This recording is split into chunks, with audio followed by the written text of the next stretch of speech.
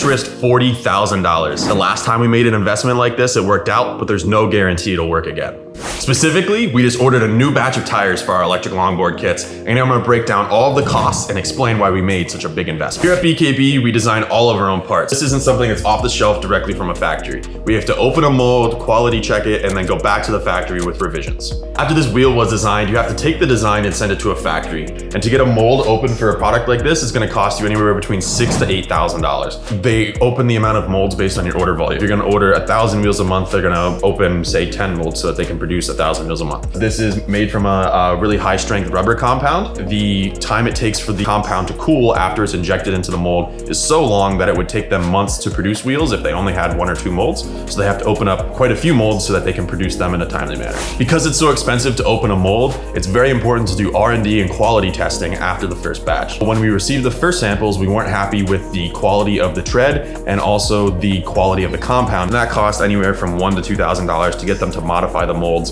so that you can produce a better quality product the next time around. Obviously, we want to make the highest quality product possible. This is only reinforced from a business perspective because we want to be able to make thousands of these products down the line. By ordering thousands of the wheels, the per unit mold cost goes down. So this means that over time, as we order more and more, the product becomes more and more profitable. Speaking of ordering thousands of wheels, last time we ordered the V1 version of the tires, we were completely flooded with orders and sold out in under 2 weeks. This means that the demand for the product is there, which decreases the overall risk for the second version of tires and allows us to make such a large upfront investment. Determining the first order was all based on a break-even point. This means that we had an upfront investment for the mold and then it cost us a certain amount of money for the tires. So then we calculated how much we could sell the tire for. Okay, we're gonna make X amount of dollars per unit. We then multiplied that by how many we had to sell to pay for the mold and the shipping cost, and then that determines the order size. The break-even point is the best way to determine the order quantity because it allows you to have that red line of where your investment breaks even and you can become profitable with this specific product. So once you make that upfront investment, you know exactly how many you have to sell to become profitable. This is how we end up with half a container of wheels getting delivered this week.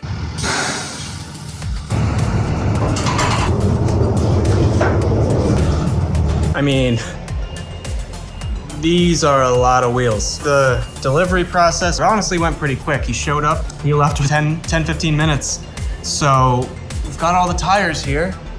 3 pallets worth. I'd say it's a little bit more than a pallet given the height, but man, am I excited about these. Obviously, with half a container of wheels, the product cost is a bulk of the $40,000 investment. The rest of the $40,000 is in things like shipping, import fees, taxes, and delivery, which totals about $3,000 for delivery like this. So what's new in V2? These wheels have a thicker tread to be able to last longer, an upgraded compound to give you more grip, and they're tubeless capable. The thing that I'm most excited about is definitely the tubeless capability. So we're having a little bit of an issue designing an injection molded hub for this because we're trying to make it airtight. But once that is available, we're gonna be able to run these tubeless, which is gonna make them completely night and day different and even better than running them with the tube.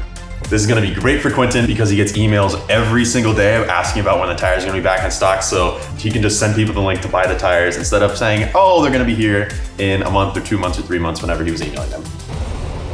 To make the wheels in the United States, it would cost probably 5 times more than it would be to have them produced overseas. So it's just not feasible to do in the United States. So to make them in-house, it would probably cost anywhere from like $50,000 to $100,000 to buy the injection mold machine and the CNC machine just to be able to make the mold and then make the tires as well. So that's something that we would love to do and make everything in-house, but it's just not feasible as of right now.